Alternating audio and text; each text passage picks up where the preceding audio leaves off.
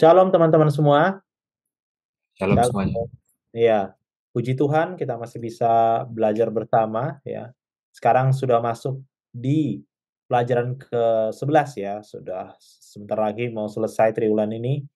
Pelajaran yang ke-11 dengan judul konflik yang akan datang. Ya, konflik yang akan datang. Kita akan membahas secara khusus Wahyu 13 ya. Dan teman-teman jangan lupa untuk membaca padanan pasal di buku Kemenangan Akhirnya. Ya, untuk pelajaran ini itu diambil dari pasal 35 dan 36. Jadi itu cuma dua pasal aja ya. Jadi nggak akan terlalu banyak untuk bahan bacaan gitu ya. Semoga teman-teman sebelum belajar sekolah sahabatnya juga udah membaca pasal tersebut. Begitu ya. Seperti biasa, kita akan mulai terlebih dahulu dengan berdoa. Mas Yansen akan pimpin kita di dalam doa. Pak, terima kasih Bapak karena Engkau sangat baik. Kau izinkan kami untuk belajar. Kami lemah, pikiran kami lemah. Biarlah Kau yang membukakan hati dan pikiran kami agar kami dapat mengerti, sehingga kami dapat mengerti perbuatan ini, menyiapkan kami untuk hari akhir dan tetap percaya bahwa Kau akan terus membawa kami sampai akhir. Segala dosa dan kesalahan kami berdoa dalam nama Tuhan Yesus yang telah menebuskan dosa. Amin. Amin. Oke. Seperti yang sudah kita katakan di pelajaran-pelajaran sebelumnya, pelajaran ini akan membahas tentang Wahyu 13 ya, terutama adalah identifikasi siapa tokoh-tokoh makhluk-makhluk yang disebutkan. Begitu di Wahyu 13. Jadi saya akan berikan terlebih dahulu ke Mas Yansen untuk menerangkan Wahyu 13 ini. Oke, jadi ada ini ya, dua karakter, dua tokoh yang ada di Wahyu 13. Yang pertama binatang dari laut, ya. Yang kedua binatang dari darat. Nah, ini pasti sebagian besar teman-teman udah familiar, udah pernah belajar, dan sebagian kecil mungkin ada yang belum, ya. Seperti itu. Nah, sekarang kita mulai dulu dari binatang yang dari lautnya, ya. Dari Mm-mm. karakter yang pertama dulu, binatang dari laut. Nah, kita buka Wahyu 13 dari ayat pertama, Bil.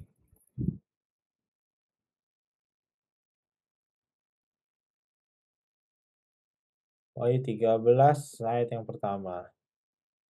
Lalu aku melihat seekor binatang keluar dari dalam laut, bertanduk 10 dan berkepala 7. Di atas tanduknya terdapat 10 mahkota dan pada kepalanya tertulis nama-nama hujat. Ya. Nah, ini perhatikan ciri dari binatang yang keluar dari dalam laut ini. Ya, dia punya tanduk 10 jumlahnya, dia punya kepala 7 jumlahnya, bertanduk 10 berkepala 7. Ini ciri ini ya, bertanduk 10 berkepala 7, ini adalah ciri yang sama dengan ciri sinaga. Ya kan? Yang kita bisa lihat dalam Wahyu 12 ayat 3. Hmm, hmm.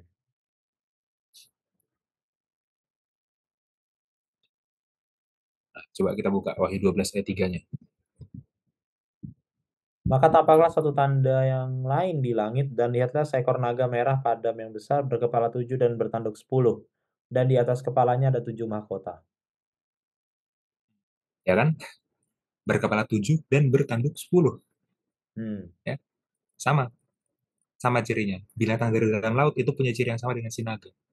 Menunjukkan bahwa binatang dari laut ini berasal dari sinaga itu sendiri. hmm, Makanya cirinya sama. Nah, kalau kita udah belajar Wahyu 12, naga itu kan setan kan? Ya hmm. kan? Berarti binatang dari laut ini berasal dari setan. Gitu ya. Yang pertama. Bersama cirinya ini yang menunjukkan bahwa dia memang berasal dari setan. Dan itu terbukti di Wahyu 13 sendiri. Kita buka Wahyu 13 ayat 4, Bil. Hmm. Ayat 4. Dan mereka menyembah naga itu karena ia memberikan kekuasaan kepada binatang itu. Dan mereka menyembah binatang itu sambil berkata, siapakah yang sama seperti binatang ini? Dan siapakah yang dapat berperang melawan dia? Hmm. Dan mereka menyembah naga itu karena ia memberikan kekuasaan pada binatang itu. Jadi Hmm, siapa yang memberikan kekuasaan pada binatang dari laut ini? Si naga. Ya. hmm, Dia memang berasal dari si naga. Kekuasaannya berasal dari si naga. Cirinya, maka cirinya juga sama dengan si naga gitu ya. Kalau mau melihat naga itu seperti apa, lihatlah binatang dari laut ini, gitu ya, kira-kira. Bukan si naga marga ya, ada warga si naga jadi orang Batak ya. Bukan, ini si naga. Naganya ini adalah hewan mitologi ya, yang di sini di kitab Wahyu adalah simbol, simbol terhadap iblis setan. Oke, itu tadi koneksinya binatang dari laut dengan naga. Itu yang pertama kita udah lihat. Sekarang asalnya, asalnya dia dari air. Di ayat 1 tadi kan keluar dari dalam laut, dari dalam air. Hmm. Asalnya ini juga menunjukkan karakter dia. Asalnya dari air atau dari laut itu menunjukkan karakter dari binatang dari laut ini, binatang dari air ini. Ya, Hmm. dalam Alkitab Perjanjian Lama dan literatur Timur Tengah kuno yang lainnya ya, kalau kita melihat naga, ya tadi kan binatang ini koneksi dengan naga ya. Kalau kita melihat naga keluar dari air dalam Alkitab Perjanjian Lama dan literatur Timur Tengah kuno lainnya, itu melambangkan musuh dari Sang Pencipta. Hmm. Melambangkan musuh dari Sang Pencipta. Hmm. Nah, ayatnya banyak sebenarnya, ya. Tapi supaya kita nggak menghabiskan waktu berjam-jam cuma untuk baca semua ayat yang membahas ini, kita pilih aja beberapa ya. Pertama kita buka Yesaya 27 ayat 1. Yesaya 23 ayat 1. 27 bil. Oh sorry.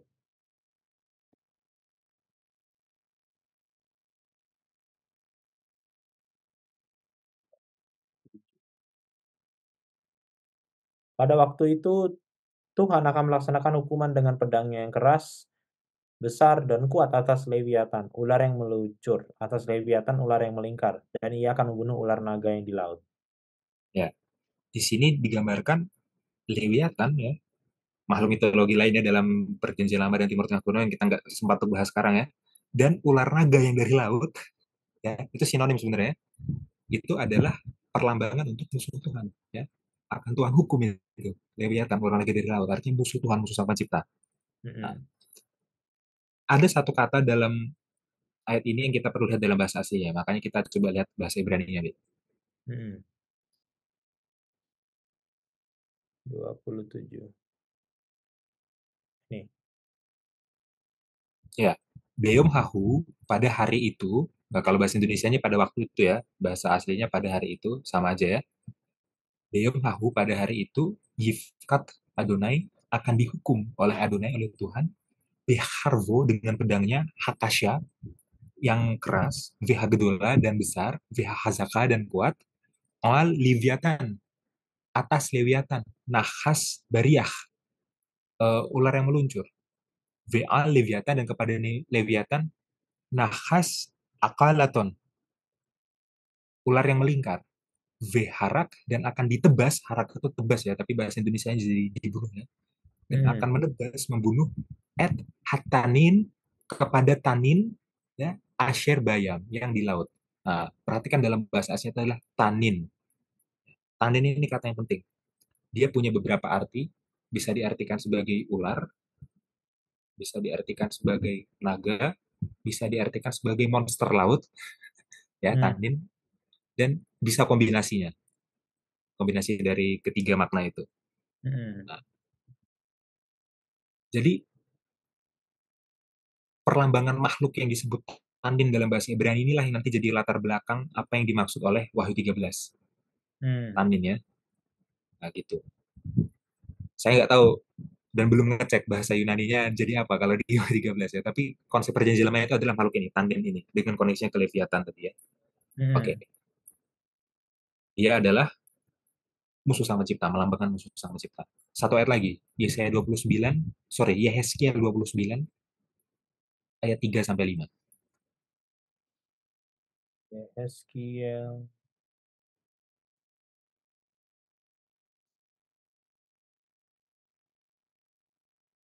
3 sampai 5 ya. Hmm. Berbicaralah dan katakan, beginilah firman Tuhan Allah. Lihat aku menjadi lawanmu, hai Firaun, Raja Mesir, buaya yang besar, yang berbaring di tengah-tengah anak sungaimu, yaitu Nil. Dan yang berkata, sungai Nil aku punya, aku yang membuatnya.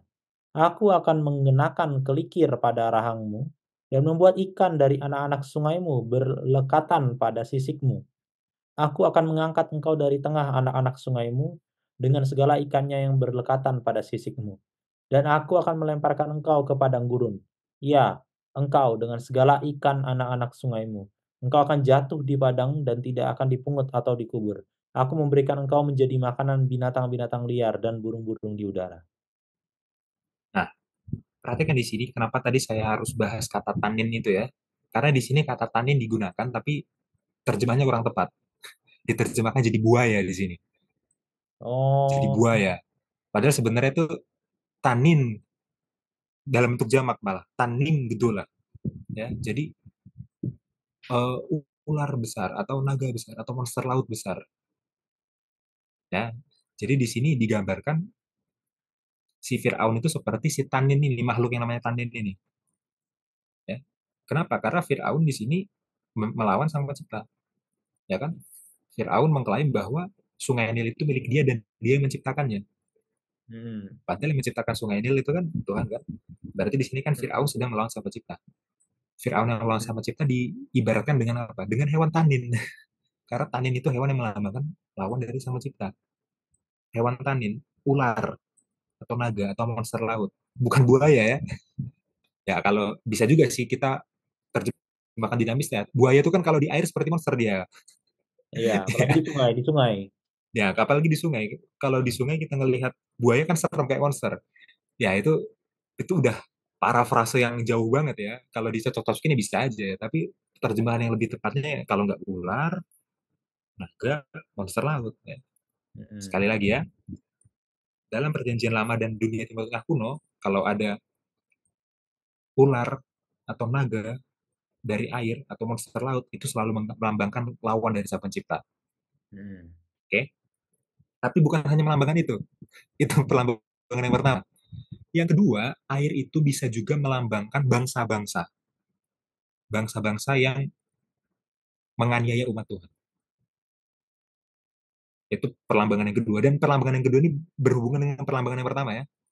hmm, Karena bangsa-bangsa yang menganiaya umat Tuhan ini adalah lawan dari Sang Pencipta itu sendiri. Mereka hmm. bangsa yang tidak mau menyembah Tuhan istilahnya gitu. Makanya mereka menganiaya umat Tuhan kan gitu. Kita lihat ayatnya dalam Yesaya 17 ayat 12. Eh, Yesaya. Ya, ayat 12 ya, Bil, bukan ayat 2. Oh, sorry. Ayat 12. Wahai, ributnya banyak bangsa-bangsa, mereka ribut seperti ombak laut menderu, gaduhnya suku-suku bangsa, mereka gaduh seperti gaduhnya air yang hebat. Hmm. Di sini air ya melambangkan bangsa-bangsa yang menganiaya umat Tuhan. Secara khusus dalam konteks ini bangsa Asyur, ya Hmm, kan? Dalam konteksnya Yesaya 17. Tapi maknanya itu air itu melambangkan bangsa-bangsa yang menganiaya umat Tuhan. Lagi di Yeremia 46 ayat 7. ya, bentar. 46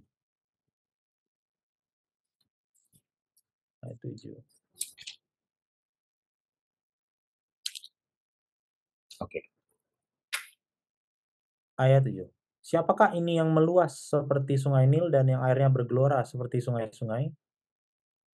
Lagi-lagi air di sini melambangkan bangsa-bangsa yang menganiaya umat Tuhan. Karena apa? Karena kalau kita lihat Yeremia pasal 46 sampai 51 itu adalah nubuat tentang bangsa-bangsa lain memang ya Hmm, hmm. sedang menganiaya umat Tuhan. Terlebih khusus kalau di pasal yang ini, di teks yang kita baca ini, itu tentang Mesir. Ya, judul perikopnya Mesir, yang tadi Asyur. Mesir.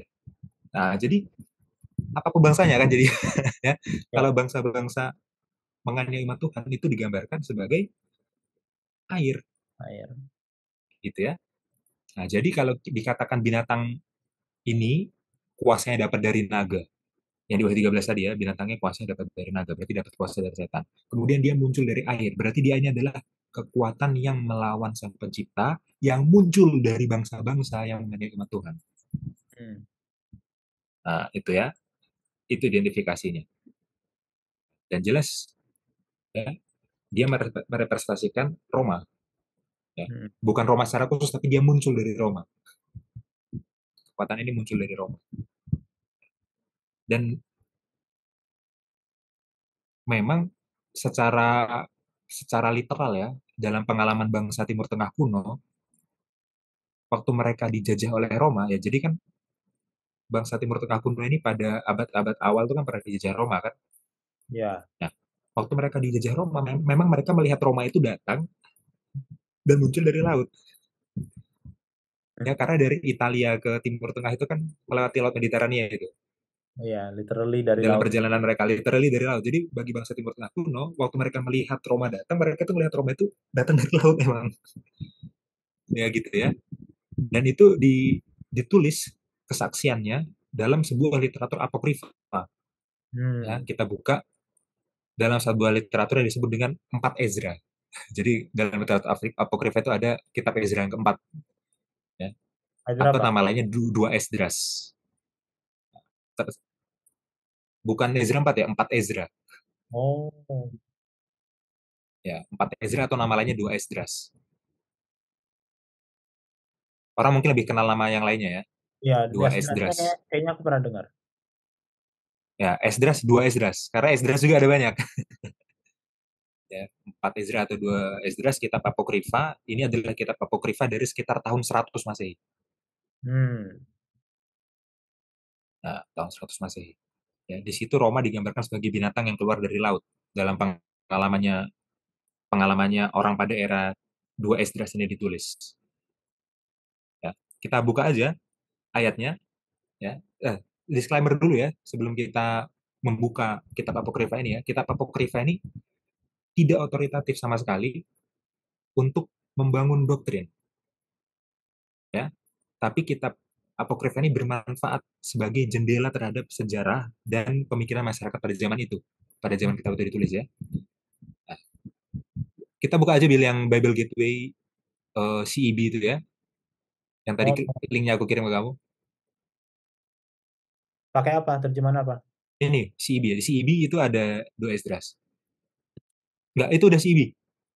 Ya, Iya. langsung di book list Oh, ke bawah, dia di bawah. Uh, ayat kita buka pasal pasal 11 ayat 1. 11 ayat 1. Ya. Ya, tolong bacakan Bill. Bisa di copy. Bener ya ini ya. Ya. On the second night I had a dream. I saw an eagle with 12 feathered wings and three heads rising up from the sea. Ya. Jadi ada penglihatan di sini dalam kitab dua Esdras ini ya, dikatakan pada malam yang kedua aku melihat penglihatan mimpi ya. Aku melihat elang dengan 12 sayap berbulu dan tiga kepala keluar dari laut. Nah, perhatikan, keluar dari laut dia ya, keluar dari laut. Nah, sekarang kita lanjutkan ke pasal selanjutnya, pasal 12 ayat 11.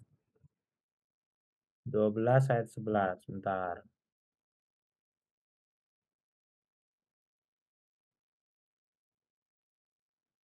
12 ayat 11. Ini bisa next nggak ya?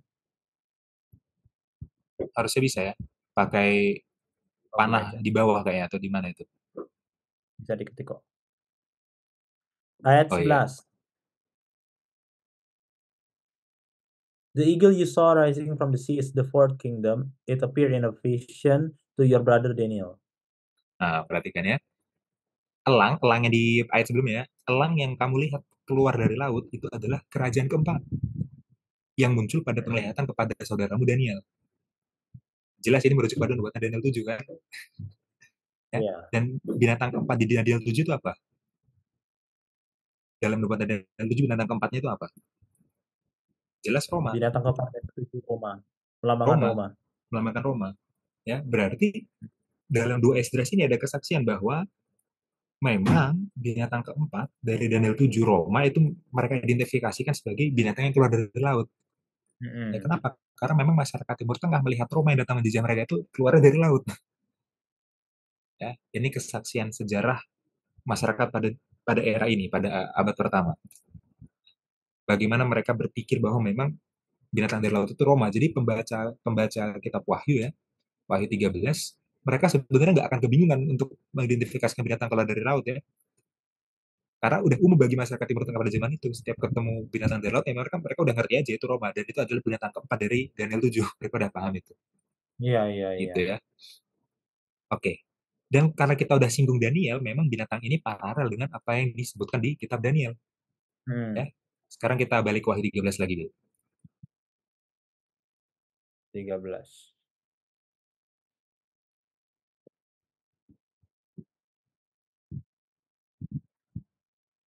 Ayat ayat 2 ya. Ayat 2. Oke. Hmm. Binatang yang kulihat itu serupa dengan macan tutul dan kakinya seperti kaki beruang dan mulutnya seperti mulut singa. Dan naga itu memberikan kepadanya kekuatan dan tahtanya dan kekuasaannya yang besar. Hmm. Ikan. Dia seperti macan tutul, kakinya seperti beruang, mulutnya seperti mulut singa. Macan tutul beruang singa itu kan binatang yang disebutkan di Daniel pasal 7 ayat 2 sampai 3, Mm-mm. ya kan? Berarti binatang ini punya paralel dengan binatang yang ada di kitab Daniel. Ya, Mm. bahkan dia hybrid, ya, hybrid seperti macan tutul, kakinya seperti kaki beruang, mulutnya seperti mulut singa. Satu binatang tapi langsung menggabungkan ciri dari binatang-binatang lain dalam Daniel pasal 7. Ya, pasal 7 ayat 2 dan 3. Nah, dan lebih lebih paralelnya lagi adalah dengan binatang yang keempat, ya. Karena binatang ini sama-sama bertanduk 10. Ya, itu di ayat 1 tadi kita baca ya di Wahyu 13 ayat 1, binatang ini bertanduk 10. Binatang keempat di kitab Daniel juga bertanduk 10, ya kan? Paralel dengan binatang bertanduk 10 yang di Daniel 7 ayat 7. Nah,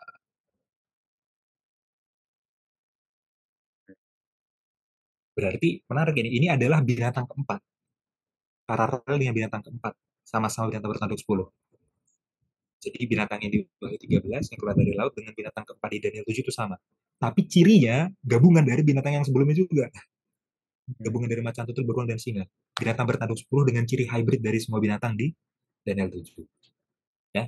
Maka untuk mengidentifikasi binatang ini ya kita harus melihat memang Daniel 7. Ya. Gitu.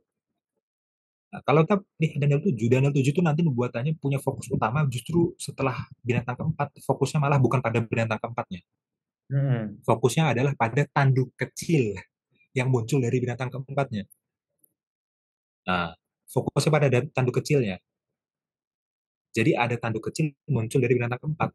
Kalau binatang keempat adalah Roma, berarti ada satu kerajaan yang muncul dari Roma, kan gitu. Mm. Bukan Romanya itu sendiri, tapi dia kerajaan muncul dari Roma, suksesornya Roma, penerusnya Roma. Dan itulah yang sekarang sedang dibahas oleh Wahyu 13. Ya, dia adalah tanduk kecil yang di Daniel 7 itu, binatang yang muncul dari binatang keempat, dari Roma. Ya, dan sama ada paralelnya. Kalau di Daniel 7 di Daniel 7 tanduk kecil itu sama-sama punya mulut yang menyombong dengan di Wahyu 13. Ya, Mm. di Wahyu 13 ayat 4 ya, itu kan tadi kita udah baca ya bahwa binatang yang di Wahyu 13 ini, binatang dari laut ini punya mulut yang menyombong. Ya, sama di Daniel 7 ayat 8 tanduk kecil juga punya mulut yang menyombong. Nah, itu ya. Persamaan lainnya adalah baik tanduk kecil yang di Daniel 7 maupun binatang dari laut yang di Wahyu 13 sama-sama punya tendensi untuk merebut kekuasaan Tuhan. Mm. Sama-sama punya tendensi untuk menerima penyembahan, menerima pujian. Ya. Jadi ini adalah kekuatan yang sama. Gitu ya. Nah, sekarang kita bukan tensi ya, Bil, tendensi ya. Ya, ini aku mau perbaiki. Oke, sekarang kita kembali ke Wahyu 13 ayat 4 lagi. Oke, ayat 4. Dan mereka menyembah naga itu karena ia memberikan kekuasaan kepada binatang itu, dan mereka menyembah binatang itu sambil berkata, siapakah yang sama seperti binatang ini dan siapakah yang berperang melawan dia? Nah, perhatikan bagaimana binatang ini mendapatkan penyembahan dan penyembahannya itu diungkapkan dengan kalimat siapakah yang sama seperti binatang ini. Ya. Nah, itu adalah kalimat-kalimat, bukan kalimat-kalimat, itu adalah kalimat ya, satu doang kalimatnya. Itu adalah kalimat yang dalam perjanjian lama digunakan untuk menyembah Tuhan saja. Ya, siapakah yang seperti Tuhan, gitu ya. Sekarang digunakan untuk menyembah si binatang ini. Siapakah yang seperti binatang ini? Menunjukkan Mm-mm. binatang ini mendapatkan penyembahan yang harus untuk Tuhan. Ya kan? Nah, karena itu kan ekspresi kekaguman tuh sebenarnya. Siapa Iya. yang seperti binatang ini? Harusnya kalau di perjanjian lama itu siapakah yang seperti Tuhan? Harusnya kagumnya sama Tuhan. Sekarang malah diganti ke binatang ini. Ya. Nah, kita lihat ekspresi-ekspresinya dalam perjanjian lama. Pertama kita buka Keluaran 15 ayat 11. Lihat. Keluaran 15. 15 ayat 11.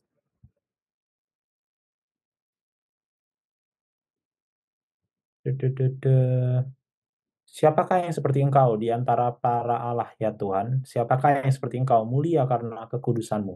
Menakutkan karena perbuatanmu yang masyhur. Engkau pembuat keajaiban. Nah, perhatikan kalimat-kalimat seperti ini, ya ini harusnya digunakan untuk memuji Tuhan. Siapakah yang seperti engkau? Ya Tuhan, ya kan? Bukan siapakah yang seperti binatang ini. Gitu. Kekagumannya malah ke binatang, bukan ke Tuhan. Gitu ya. Nah, Iya, coba kita lihat bahasa Ibrani-nya, Bil.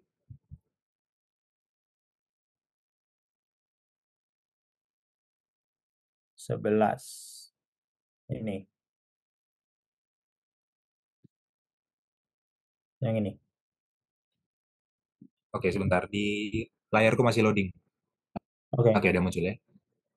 Mi kamocha, siapakah yang seperti engkau? Ba'elim, Adonai. Mi kamocha, siapakah yang seperti engkau? Ba'elim, di antara para ilah. Adonai, Tuhan. Mi kamocha, siapakah yang seperti engkau? Ne'edar, Bakodesh, dalam kekudusan. Menakjubkan dalam kekudusan. Mulia dalam kekudusan. Hmm. Nora menakutkan. Tehila, terpuji. Ose pela, perbuatan ajaib. Nah, ya, perhatikan. Mi, siapa? Kamoha yang seperti engkau. Perhatikan kata kamoha itu kayak kita bisa pecah lagi ya. Ada kata kemo. Kemo itu artinya seperti. Nah, kemo itu bisa dibikin bentuk pendeknya itu adalah ke. Jadi mi itu siapa? Ke itu adalah seperti. Nah, itu kita catat dulu. Nanti kita akan gunakan ini untuk ayat yang selanjutnya ya. Sekarang ayat selanjutnya Mazmur 35 ayat 10. Mazmur berapa? 35 ayat 10. 35 ayat 10.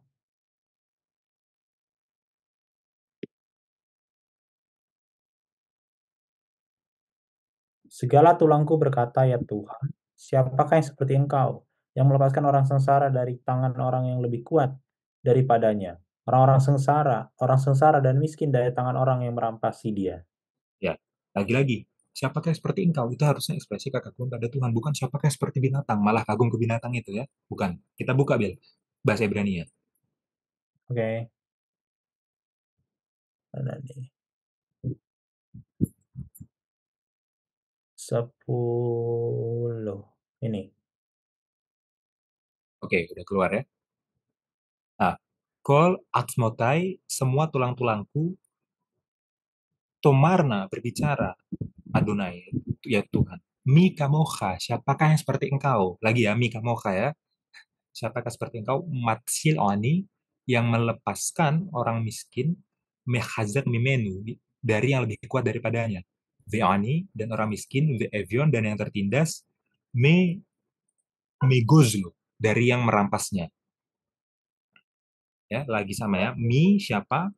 Kemoha, kemo, seperti pendeknya ke, gitu ya. Nah, kalau kita perhatikan ya dalam bahasa Ibrani ada satu nama yang kita udah sangat tahu, ya, tapi kita nggak notice itu artinya apa. Padahal ini dalam bahasa Ibrani sangat sederhana. Ya. Nama Mikael, Hmm. Mikael. Ya. Mi apa tadi mi? Apa artinya mi? Apa ya artinya mi tadi? Siapa? Siapa? Mi siapa? K, K itu adalah kependekan dari kemo. Kemo. Ya. Kemo itu apa artinya?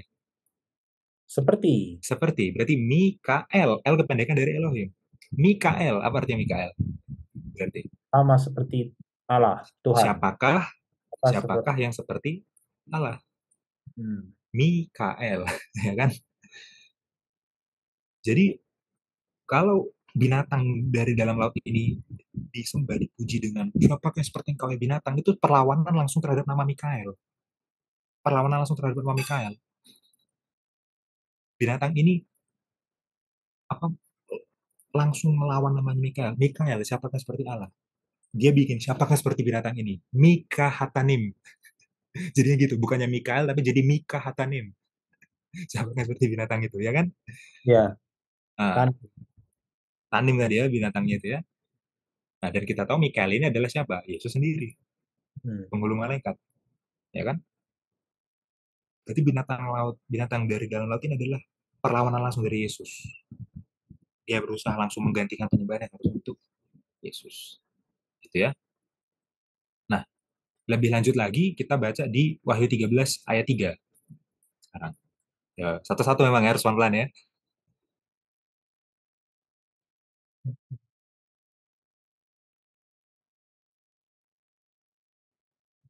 Maka tampaklah kepadaku satu dari kepalanya seperti kena luka yang membahayakan tubuhnya. Tapi luka yang membahayakan hidupnya itu sembuh. Seluruh dunia heran lalu mengikuti binatang itu. Hmm, sebentar. Atau Iya, coba kita buka ayat selanjutnya, ayat 5 coba. ayat 5. Ayat 3-nya nggak usah dihapus.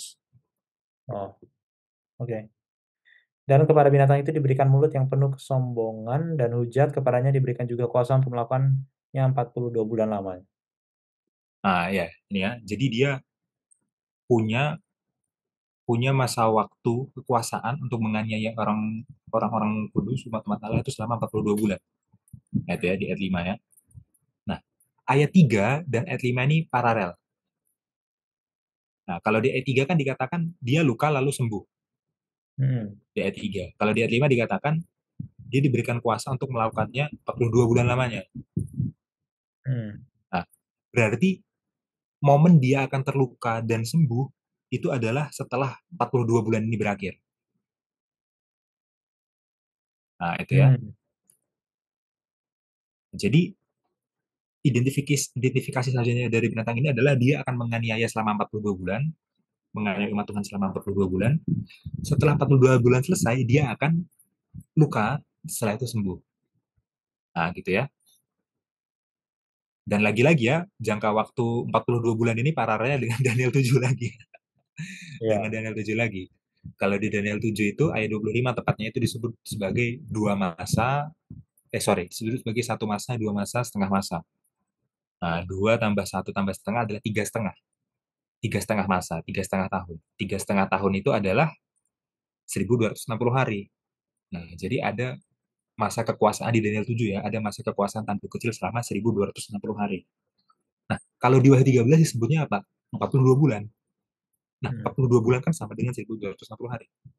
Ya, karena 42 bulan, 1 bulan 30 hari, berarti 42 kali 30, 1260. Ya, Hmm. berarti tanduk kecil yang di Daniel 7, 1260 hari masa kekuasaannya untuk menganiaya umat Tuhan sama dengan binatang dari dalam laut yang di Wahyu 13. Masa kekuasaan 42 bulan yang adalah 1260 hari juga. Gitu ya. Nah, berarti setelah 1260 hari inilah setelah dia menganiaya selama periode inilah baru dia luka dan dia sembuh, ya kan? Oh. Ya, dan kita tahu bahwa 1260 hari ini buatan ini sama dengan 1260 tahun penggenapannya. Hmm.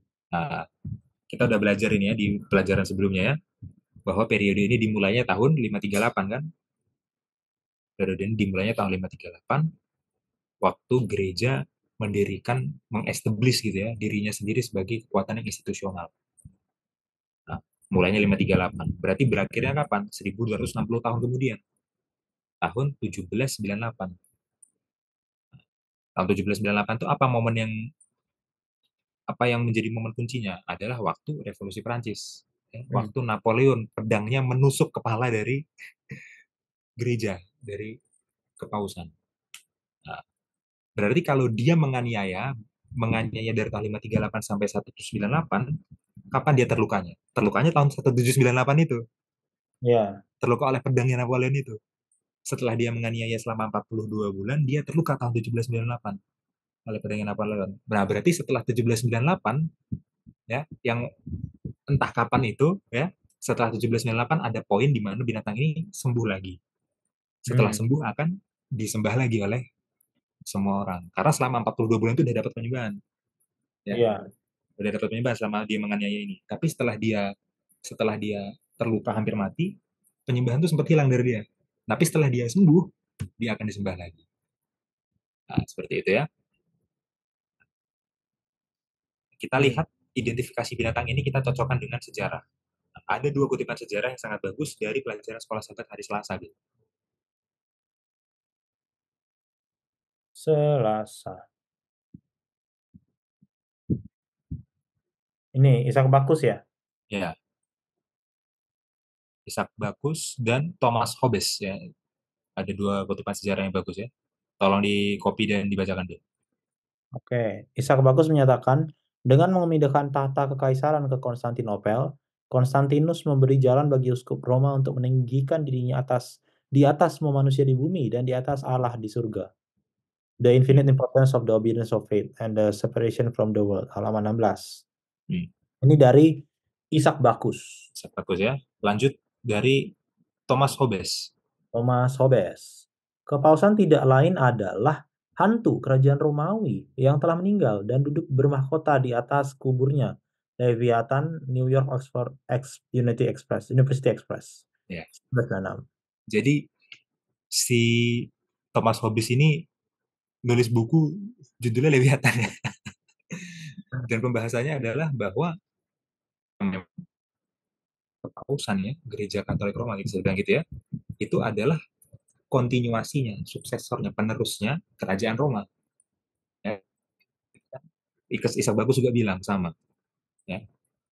Eh, Paus itu melanjutkan kerajaan Roma. Ya. Meskipun awalnya Roma itu adalah Roma pagan, sekarang Roma jadi Roma Katolik. Jadi apa? Kristendom, jadi kerajaan Kristen.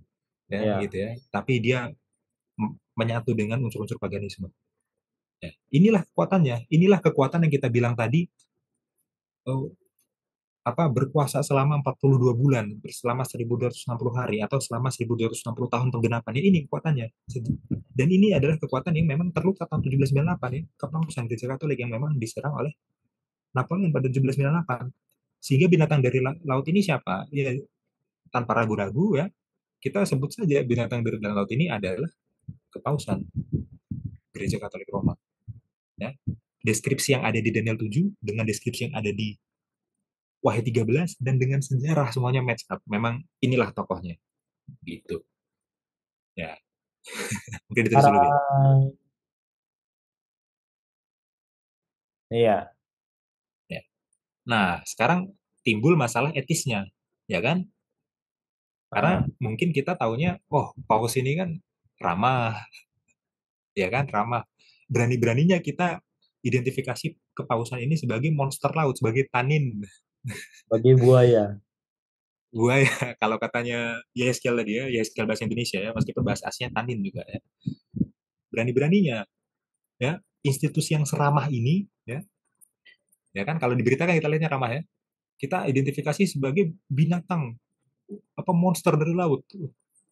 Apalagi zaman sekarang kan eranya toleransi, eranya keterbukaan, eranya saling menghormati gitu ya. Pantas nggak kita mengidentifikasi kepausan sebagai binatang dari dalam laut, sebagai monster laut? Kok kayaknya Hmm. nggak etis gitu ya. Ya kan? Apalagi sekarang kan popularitas paus makin luas. Itu. Habis itu ya di berita kita lihat dia berkampanye untuk perdamaian dunia. Ya dong. Pasti teman-teman juga banyak ngeliat beritanya kan, banyak membantu orang miskin, banyak membantu membantu orang tertindas. Seakan-akan bertentangan dengan nubuatan ini. Ingat, nubuatan ini menjelaskan dia sudah pernah menganiaya dan akan menganiaya lagi. Tapi ada masa di mana dia nggak menganiaya. Kapan dia pertama kali menganiaya? Pada waktu 1260 tahun itu, pada waktu 42 bulan itu. Dia sudah menganiaya. Tahun 538 sampai tahun 178 dia sudah pernah menganiaya. Dan akan menganiaya lagi nanti pada akhirnya. Ya kan? Sekarang sedang tidak menganiaya. Jadi jangan terkecoh dengan itu. Ya kan? Itu. Ya. Makanya dikatakan kan judul sekolah sahabat kita apa? Konflik yang akan datang. Ya, penganiayaannya itu akan datang lagi, sekarang lagi enggak. Ya, jadi jangan sampai kita kabur identifikasinya hanya dengan pernyataan bahwa sekarang oh popularitasnya lagi meningkat. Oh, dia berkampanye untuk perdamaian dunia, dia membantu yang miskin dan tertindas. Jangan terkecoh karena itu ya. Kemudian ayat 7 dan 8 ya. Wahyu 13 ayat 7 dan 8 juga sudah memprediksi bahwa memang akhirnya semua suku, umat, semua bahasa, semua bangsa ya akhirnya akan menyembah dia. Itu udah Hmm. diprediksi gitu loh. Hmm. Nah, coba tolong di copy, Bill. Iya, setuju ya. Sampai 8, Bill.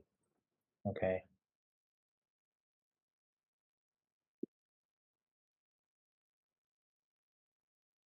Ya. Iya. Jadi kalau memang sekarang kita melihat popularitasnya makin naik, itu memang begitu. Setelah dia terluka dan dalam proses dia sembuh gitu ya, ya dia memang akan popularitas jadi naik dan justru semua orang akan malah menyembah dia, itu sudah diprediksi. Jadi justru malah kalau popularitas kepausan ini sedang meningkat, ya itu malah sesuai dengan nubuatannya, gitu ya. Hmm. Dan memang sekarang popularitas dari agama Katolik itu sudah keluar dari batas-batas teritori Italia, batas teritori Eropa gitu. Udah lebih mengglobal daripada zaman yang Dulu. 1260 tahun yang dulu itu bahkan. Iya, cuma di Roma doang. Sorry, Ya, Eropa doang. Eropa doang. Ya Eropa, Timur Tengah, Afrika Utara ya itu ya. Sekarang benar-benar mengglobal gitu.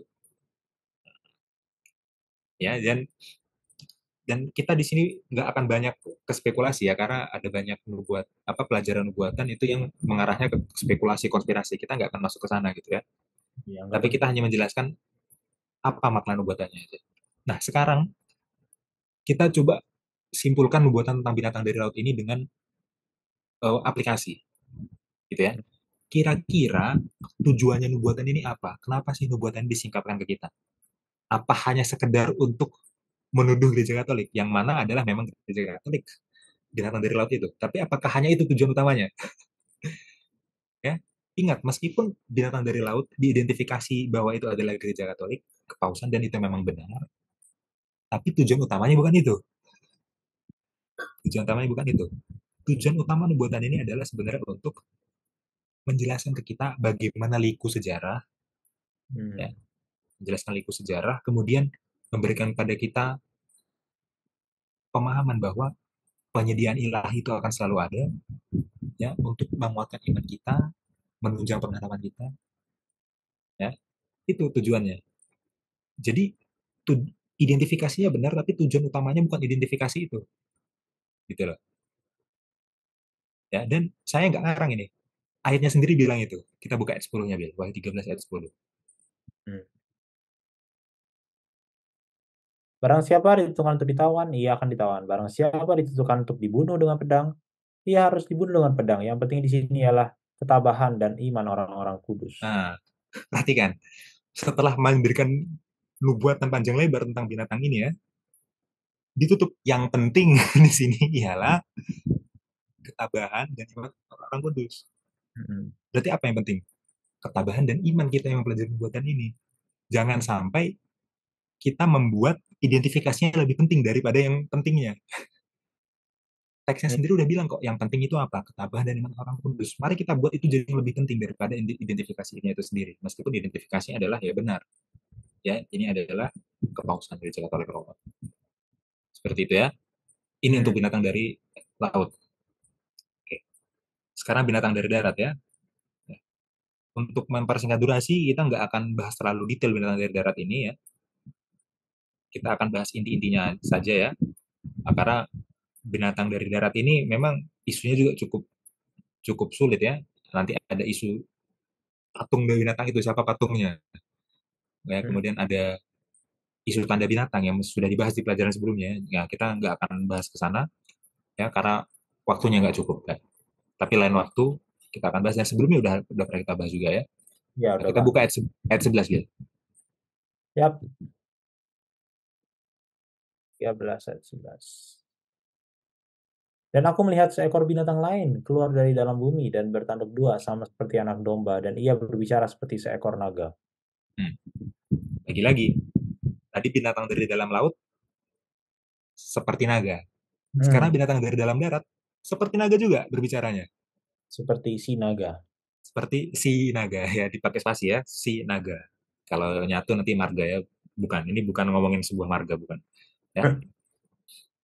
Kalau binatang dari dalam laut mendapatkan kekuasaannya dari si naga, binatang dari dalam darat juga mendapatkan kekuasaan dari si naga. Ya. Hmm.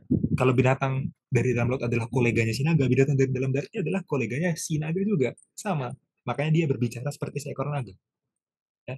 Nah, sekarang kita lihat ayat selanjutnya, ayat 12. Yuk, ayat 12. Hmm. Dan seluruh kuasa binatang yang pertama itu dijalankan di depan matanya. Ia menyebabkan seluruh bumi dan semua penghuninya menyembah binatang pertama yang luka parahnya telah sembuh. Hmm. Perhatikan, binatang dari dalam darat ya menjalankan kekuasaannya di hadapan binatang yang pertama. Binatang yang pertama binatang dari dalam laut. Binatang dari dalam darat menjalankan kekuasaannya di depan binatang dari dalam laut. Pertanyaan, binatang dari dalam laut kekuasaannya dapat dari mana? Naga. Dari naga. Berarti binatang dari dalam darat, kalau dia menjalankan kekuasaan di depan binatang pertama, berarti kekuasaannya dari naga juga. Yap, Berarti dia berbagi kekuatan yang sama yang dibagikan oleh naga. Jadi istilahnya naga itu membagikan kekuatannya ke binatang kepada dari dalam laut dan binatang dari dalam darat. Kemudian binatang dari dalam darat dan laut ini bekerja sama. hmm, Nah, itu ya. Itu semuanya hubungannya ke si naga itu ya. Oke, sekarang kita identifikasi ini siapa binatangnya ya, tanpa masuk ke detail-detail yang terlalu banyak ya. Kita masuk ke inti-intinya aja. Pertama, sifat alami dari binatang ini dulu. Sifat alaminya. hmm, Sifat alami dari binatang ini berbeda dengan binatang dari dalam laut. Ya, kalau binatang dari dalam laut itu sifat alaminya adalah kekuasaan keagamaan. Itu binatang dari dalam laut. Tapi kalau binatang dari dalam darat ini, dia bukan kekuatan keagamaan, bukan kekuatan keagamaan. Kenapa kita bisa tahu? Ya, ini saya ringkaskan aja. Kalau kita baca ayat 12 dan ayat 15, kekuatan dari dalam darat nggak dapat penyembahan. Kalau kekuatan dari dalam laut, binatang dari dalam laut kan dapat penyembahan. hmm, Ya kan? Binatang dari dalam darat nggak dapat penyembahan. Berarti kalau dia nggak dapat penyembahan, dia bukan kekuatan keagamaan. Binatang dari dalam darat bukan kekuatan keagamaan, nggak dapat penyembahan dia. Terus dia kekuatan apa? Kalau bukan kekuatan keagamaan? Dijelaskan di ayat 17-nya. Di ayat 17 menjelaskan binatang dari dalam darat ini punya kemampuan untuk menentukan siapa yang bisa membeli dan menjual. Berarti itu kekuatan di bidang apa itu? Itu perihal membeli dan menjual. sipil dan ekonomi. Sipil dan ekonomi. Berarti ini adalah kekuatan sipil dan ekonomi. Ya, Hmm, dia nggak menerima penyembahan, bukan kekuatan agama. Dia berhubungannya dengan hal membeli, hal menjual ini kekuatan ini ranahnya ranah ekonomi ini. Binatang dari dalam darat. Dan di ayat 15 dikatakan kekuatan ini bisa membunuh. Ya, berarti ini kekuatan politik berarti. Ya, dia punya institusi hukum yang mampu apa istilahnya? Mampu memberikan hukuman legal, membunuh hukuman legal gitu ya, kekuatan politik. Nah, jadi waktu kita melihat binatang dari dalam laut, oke, kekuatan keagamaan. Binatang dari dalam darat bukan. Dia kekuatan ekonomi, kekuatan sipil, kekuatan politik. Oke, itu sifat alaminya. Ya, sekarang waktunya, waktunya. Oke, waktu kemunculan dari binatang yang dari darat ini itu munculnya setelah binatang pertama sembuh dari luka,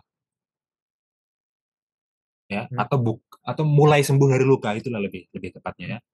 Jadi binatang yang dari laut sembuh dulu dari luka, mulai sembuh dulu dari luka, ya, baru muncul binatang yang dari darat, gitu ya. Lebih tepatnya bukan kemunculannya, aksinya, ya, aksinya, aksi binatang ini dimulai setelah binatang dari dalam laut sembuh. Itu dijelaskan di ayat 12. Di ayat 12 dijelaskan ya bahwa binatang dari dalam darat ini aksinya memang mulainya setelah binatang dari laut sembuh ya. Nah, hmm, itu ya, hmm, dan seluruh kuasa binatang yang pertama itu dijalankannya di depan matanya. Ia menyebabkan seluruh bumi dan semua penghuninya menyembah binatang pertama yang luka parahnya telah sembuh. Nah, jadi dia memulai pekerjaannya setelah lukanya si binatang yang pertama sembuh, oh, ya kan? Nah, berarti yang pasti binatang ini, binatang dari dalam darat ini adalah setelah tahun 1798, pasti itu. hmm, Ya, pasti setelah tahun 1798. Kenapa? Karena binatang dari laut itu terlukanya tahun 1798. hmm, Berarti sembuhnya pasti setelah 1798. Kalau binatang dari dalam darat itu memulai aksinya setelah binatang dari laut sembuh, berarti dia pasti mulai aksinya setelah 1798 juga, hmm, gitu ya. Setelah akhir abad 18 lebih gampangnya gitu. Nah, itu. Oke, ya ini masalah waktunya. Sekarang setelah waktu, tempatnya. Hmm. Tempatnya. Kalau tadi binatang dari laut, tempatnya laut. Gampang ya. Binatang dari darat, tempatnya berarti darat, bumi. Nah, ini signifikan sekali ini. Signifikan sekali ya. Karena gini, kalau laut itu kan, oh ya, dia tuh mengancam gitu ya, mengancam. Konotasinya mengancam. Kalau bumi ya, darat itu kan konotasinya dia itu familiar, memberikan jaminan gitu ya. Hmm. Kalau dalam konsep perjanjian lamanya, Bill, dalam bahasa Ibrani ya, dalam bahasa Ibrani bumi itu bahasa Ibrani adalah Eretz. Eretz. Eretz. Hmm. Menarik. Eretz ya. Ya. Dan Eretz ini dalam perjanjian lama maknanya bisa banyak ya. Selain bumi, dia bisa bermakna negara, dia bisa bermakna tanah air, dia bisa bermakna rumah. Ya kan? Coba negara, tanah air, rumah. Nuansanya apa? Nuansanya kan nuansa yang menenangkan, ya. Apa? Dia ini seperti ally bukan lawan, seperti kawan dia bukan lawan. Hmm. Ya kan? Kalau kita berhubungan dengan negara, tanah air, rumah itu kan ya apa istilahnya? Kita menemukan tempat pulang gitu loh. Ya, ya, Ya kan? familiar, Kalau aman. familiar menjamin, kalau laut itu kan nuansanya pergi mengancam tidak pasti gitu kan. Nah. Nah, itu. Dan memang faktanya ya di pasal sebelumnya di Wahyu 12 ayat 16 ya. Wahyu Hmm. 12 ayat 16 ya. Bumilah yang menolong wanita di Wahyu 12 ayat 16. Hmm. Nah, ini kita rangkum aja. Kalau di Wahyu 12 wanita itu apa? Umat Allah kan? Iya. Ya kan? Umat Allah itu sedang diapakan di Wahyu 12? Sedang dianiaya di Wahyu 12. Ya, sedang dianiaya oleh si naga di Wahyu 12 ayat 16. Berarti kalau Iya. kalau wanita, oh ya, Sorry, sorry. oke. Okay.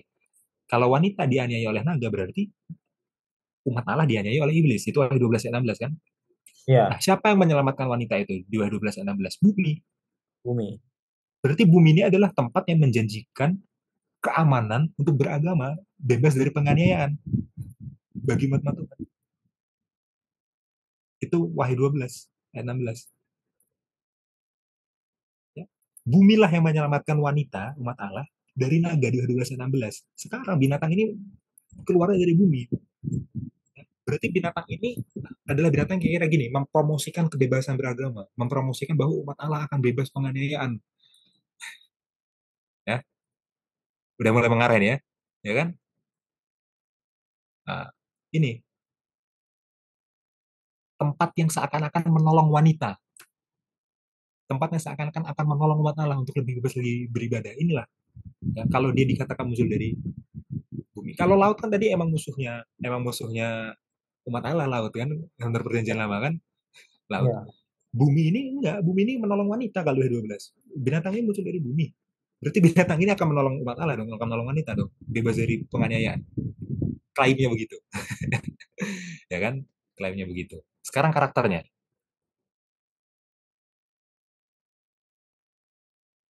ya, karakter binatang ini ya, binatang dari dalam darat.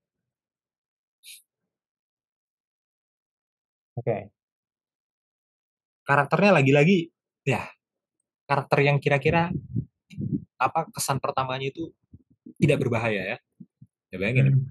dia itu adalah domba dengan dua tanduk, ya. Domba dua tanduk itu kan punya kesan apa? Dia ini jinak, hewan yang bisa dipelihara, hewan ternak, ya kan? Coba bayangin binatang dari dalam laut tadi, ya, kepalanya 7, tanduknya 10, itu kan liar banget itu, menakutkan banget itu, monster laut gitu kan. Ini kan nggak, domba tanduknya dua, ya. Kalau kalau kita ngelihat domba tanduknya dua ya, ini lucu banget gitu, kita elus-elus gitu kan. Coba kita ketemu ya, monster berkepala apa itu tadi, siapa apanya yang 10 apa yang 7 itu. Tanduknya, Nah, mahkotanya. berkepala 7 bertanduk 10. Tanduknya, ya, berkepala tujuh, sorry. Iya, serem. Ini nggak serem. Ini nggak serem. Apa? Ya, Innocent terkesan sih, apa namanya? iya Eh, tidak bersalah kesannya, lemah lembut. Ya, Bahkan seakan-akan dia ini punya karakter yang sangat baik. Karena domba itu kan kita tahu banget ya orang Kristen ya. Domba itu melambangkan siapa sih? Yesus Yesus. kan. Domba Allah kan.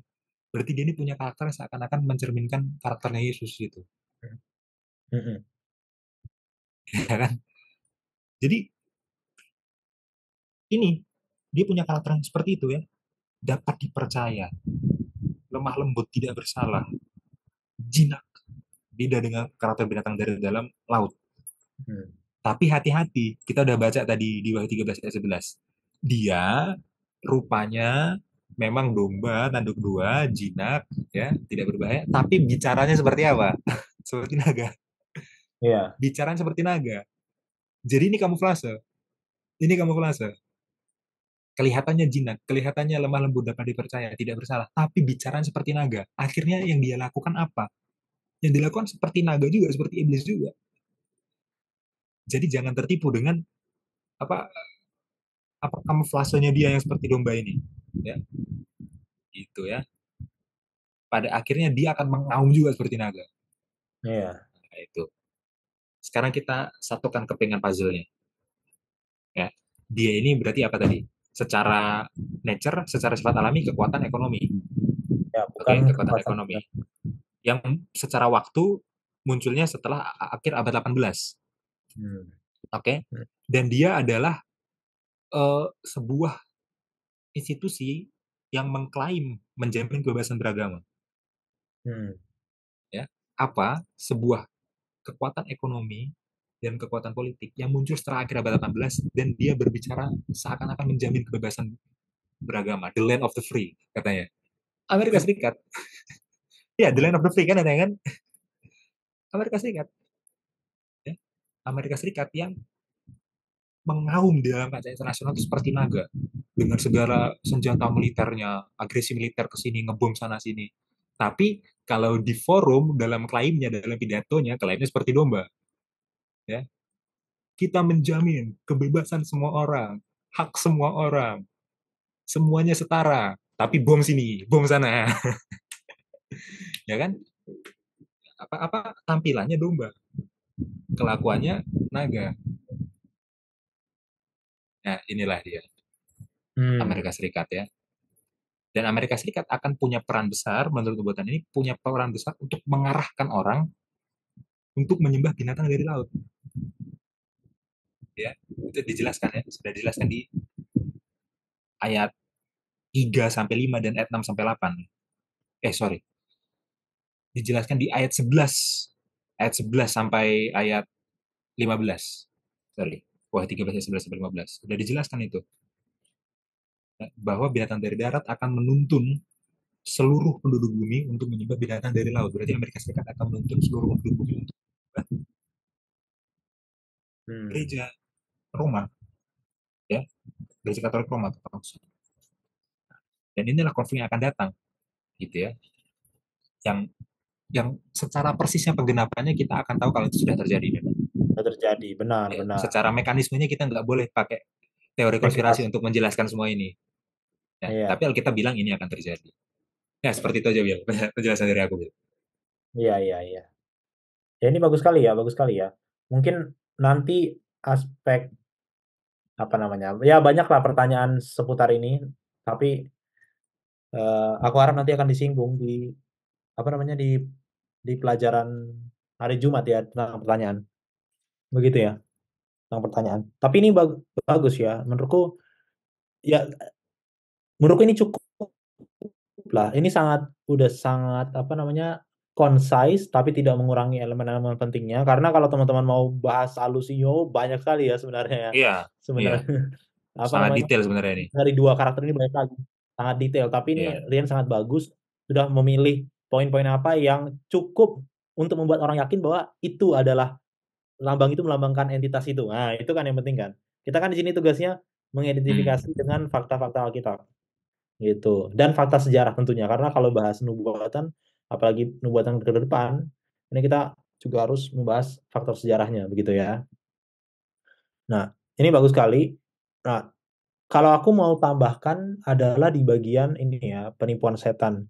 Dan ternyata setelah Rian identifikasi ini, jadi aku nggak perlu tambahkan lagi ini melambangkan siapa, tapi aku akan membuat ini kan Wahyu 13 ini kan langsung ke individunya begitu ya. Ini adalah ini adalah ini. Itu hasil Hmm. pembelajaran ini memang. Nah, tapi sekarang aku mau tarik lagi ke big picture-nya, begitu ya.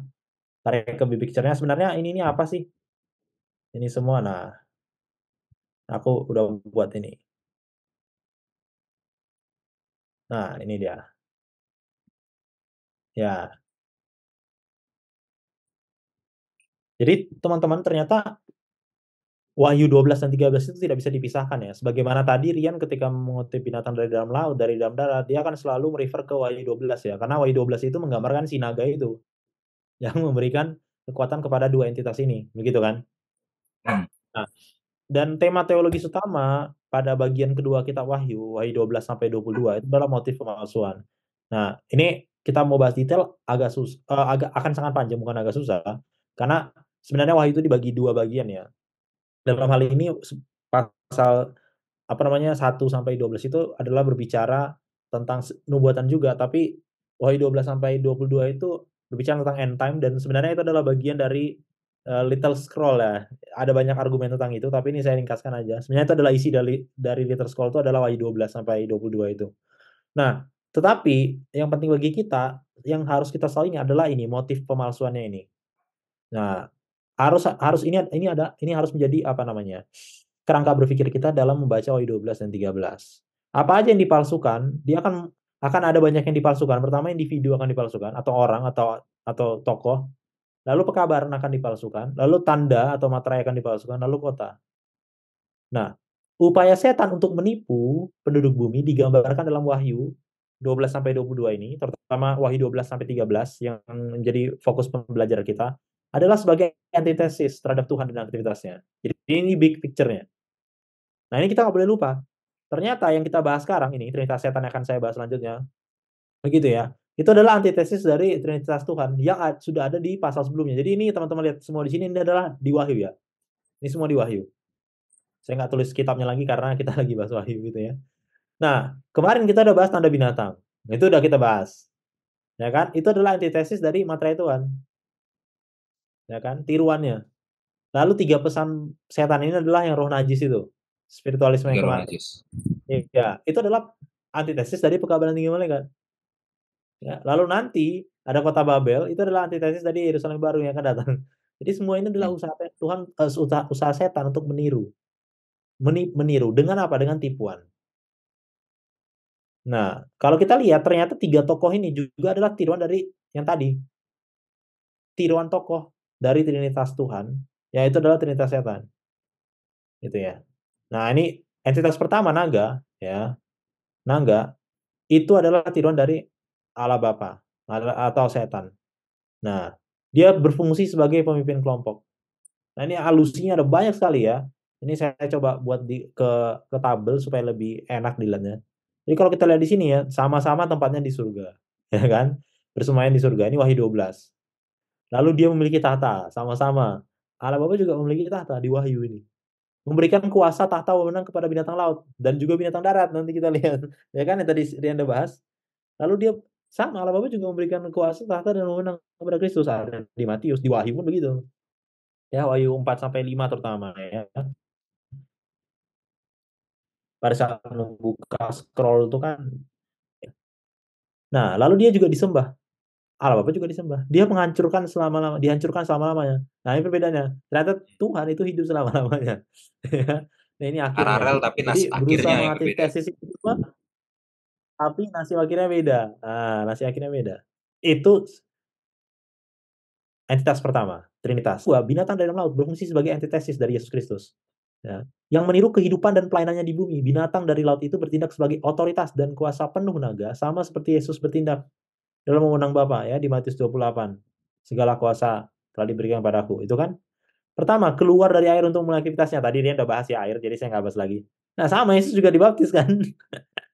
Keluar dari kolam baptis dari baptisan untuk memulai pelayanannya. Menyerupai naga. Tadi kita udah bahas. Ya ini sama juga di Yohanes. Tuhan Yesus juga bilang situ. Barang siapa telah melihat aku, ia telah melihat Bapa, gitu kan. Kepada murid-muridnya pada saat itu yang meminta, "Tuhan, kami maulah ditemukan kepada Bapa." Gitu. Lalu memiliki 10 mahkota. Di Wahyu 19 dibilang anak domba itu memiliki banyak mahkota, bukan hanya 10.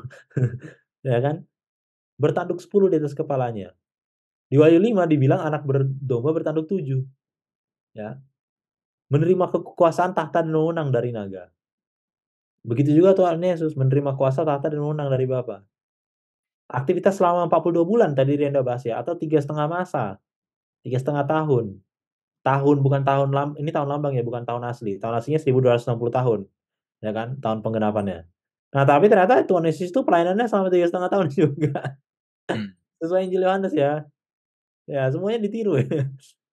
Ya. Ia terluka dan hampir mati. Tuhan Yesus itu dibunuh, ya. Hidup kembali. Tuhan Yesus juga bangkit kembali. Hmm. Setelah hidup apa? Menerima penyembahan, ya kan? Tadi dia udah bahas. Setelah 1798, ya menerima penyembahan tuh. Tapi kita belum tahu nih kapan nih ultimate apa namanya penggerapannya, begitu kan. Nah, Tuhan Yesus juga begitu ya, menerima penyembahan setelah kebangkitannya. Diberikan otoritas universal atas bumi setelah penyembuhan lukanya. Sama, kepada aku telah diberikan segala kuasa di surga dan di bumi. Jadi kita lihat ya, usaha setan untuk meniru melalui entitas kedua. Dan bahkan kalau kita bahas secara khusus apa yang dilakukan oleh oleh Roma Kepausan ya, dia bisa mengampuni dosa. Ya. Ya, mengaku bisa mengampuni dosa adalah tuduhan orang Farisi kepada Yesus. Bagaimana mungkin kamu bisa mengampuni dosa? Dalam dalam Ya perjanjian kan? lama menghujat Allah itu kan artinya mengklaim bisa mengampuni dosa kan? Menghujat Allah, benar, Iya. mengampuni dosa. Nah, tadi detail itu kita belum bahas, tapi itu ada dan itu terjadi ya. Jadi ini adalah untuk big picture-nya, teman-teman. Ya. Nah, lalu entitas kedua, trinitas ketiga gitu ya. Apa trinitas ketiga? Tokoh dari trinitas ketiga ya. Yaitu binatang dari dalam bumi. Adalah tiruan dari pekerjaan Roh Kudus ya. Ia berfungsi dalam otoritas penuh binatang dari laut. Dengan cara yang sama seperti Roh Kudus mewakili Yesus Kristus yang bertindak dalam otoritas penuhnya. Ya, ini ayat-ayatnya ada di Yohanes. Teman-teman bisa buka. Apa yang dipalsukan? Binatang dari dalam bumi disebut nabi palsu yang menipu manusia. Ini pelajaran kemarin, spiritualisme. Ya. Nabi palsu yang ada di Wahyu 19, Wahyu 20 itu adalah apa namanya Datang tokoh dari yang dalam sama, bumi. binatang dari dalam bumi gitu. Nah, Roh Kudus itu disebut roh kebenaran yang membimbing manusia menuju keselamatan ya, di Wahyu 22 dan di Yohanes. Dia dibilang sama seperti anak domba. Di Yohanes juga dibilang Roh Kudus itu sama seperti Yesus. Menjalankan seluruh kekuasaan binatang laut sama. Menjalankan seluruh otoritas Kristus. Mengarahkan penyembahan kepada binatang laut ya.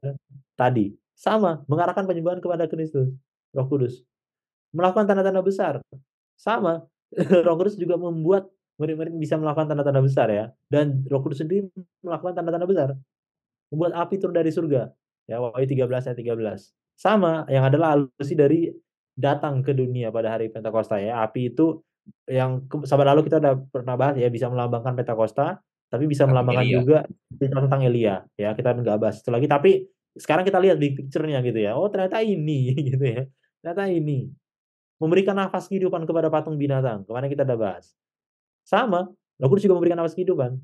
Memberi tanda pada tangan atau dahi. Ini yang kita bahas kemarin ya, yang di Efesus. Roh Kudus memberikan tanda, ya kan? Materai. Sama. Jadi kita lihat ya tiruannya, tiruannya. Dan kalau saya lihat ke atas ini ya, sepanjang sisa kitab Wahyu dari 12 sampai 22, mereka tidak dapat dipisahkan dalam kegiatan menipu manusia. Jadi sebagaimana mereka diperkenalkan bersama-sama ya, Wahyu 12, 13 semuanya terus diperkenalkan bersama-sama, begitu juga pada akhirnya mereka juga akan dilenyapkan bersama-sama. Hmm. Wahyu ini diakhiri dengan kemenangan akhir Tuhan atas trinitas setan yang akan menemukan akhir yang pasti dan akhir di lautan api ya, ini di akhir lautan api. Itu Wahyu 19 ya 20 dan Wahyu 20 ayat 10. Bil, itu D-nya kau tulis 2 kali, Bil. Oh, sorry. Ya. Nah, aku lupa hapus. Ya. Nah, sekarang karena tadi sudah membahas konsep penyembahan ya, ini sebagai bridging juga ke mungkin ke pertanyaan kita di hari Jumat begitu ya. Nah, ini ada satu bagian ini saya nggak akan bahas lagi. Oh, mungkin saya bahas sedikit ini ya, Rian ya, nambahin sedikit ini ya. Luka ya, tentang luka. Ini aku copy ke sini. Ini ada bagian penting ya, menarik dari komentarnya Ranko ya tentang tentang apa namanya luka yang sembuh, mana sih bagian luka tadi? Di atas. Wahyu 13 ayat 3. Ke bawah. Ini Nih, udah terlalu naik ini. oh sorry. Bahwa sampai keluar Wahyu 13 ayat 3. Nah ini ya Nah, luka ini ya, dia. Ah, lupa. ini ya. Nah, aku taruh di sini. Ini ya, iya. Apa? Jadi banyak kita berdebat tuh apa luka ya yang akan diderita oleh binatang ini gitu kan. Tadi Ren sudah sebutkan luka ultimate itu adalah pada saat itu ya revolusi Revolusi Prancis ya. Prancis. Itu kemarin kita dua tiga sahabat lalu kita udah bahas itu ya. Napoleon dengan pasukannya terutama pada saat itu Jenderal Berthier ya sebenarnya yang menangkap Paus pada itu. Nah, tapi ternyata lukanya itu tidak terjadi begitu saja ya. Ini adalah serangkaian ya, serangkaian luka yang dia derita yang apa namanya manifestasi paling nyatanya adalah revolusi Prancis memang gitu ya. Tapi revolusi Prancis itu sebagaimana sejarah tidak terjadi dalam semalam ya, teman-teman. Tidak terjadi dalam semalam. Ada banyak hal yang membuat itu terjadi gitu ya. Nah, ini alasan-alasan sejarahnya. Jadi ini saya perlu sampaikan bahwa ya nubuatan itu saking maha taunya, dia dia tahu ya apa namanya nubuatan itu sejarah itu adalah bagian integral dari nubuatan ya. Bagaimana pengaruh skeptisisme humanis tentang Protestan. Lalu kebangkitan kelas perkotaan ini kalau kita bahas dari sudut ekonomi ini sangat tinggi sekali ya. Bagaimana pada saat itu terjadi orang-orang tidak lagi tinggal di desa ya. Pergerakan menuju kota dan itulah yang membuat Prancis pada saat itu menjadi kota yang sangat penting bagi Eropa gitu. Karena banyak rakyatnya itu tinggal di kota dan melihat kebobrokan apa yang terjadi di sana. Lalu emansipasi masa berarti kebebasan. Jadi orang itu mulai mulai teredukasi, lalu mulai terbebas dari mereka mulai nggak percaya dengan agama-agama tahayul-tahayul. Mereka menganggap itu hal spiritualisme itu nggak terlalu penting begitu. Lalu nasionalisme itu menghancurkan sistem monarki. Wah, kita nasionalis tapi kita nggak perlulah monarki-monarki ini. Jadi banyak ya faktor ya. Pada saat itu kan raja Prancis kan dan apa kohutnya apa namanya temannya itu ya Roma kepausan itu yang memutar uang rakyat pada saat itu. Begitu. Ini dari sejarah dan pada akhirnya ini. Nah, namun untuk semua tujuan praktis, proses transformasi politik, sosial dan agama yang paling panjang inilah yang menyebabkan luka. Jadi itu tidak terjadi begitu saja. Nah, sebagaimana itu tidak terjadi begitu saja, maka bisa kita masuk akal juga bahwa kesembuhannya tidak terjadi begitu saja. Makanya tadi masuk akal ketika Rian bilang, "Oh, sekarang kok tampaknya seperti ini, sekarang kok tampak." Iya, karena itu tidak terjadi begitu saja, teman-teman.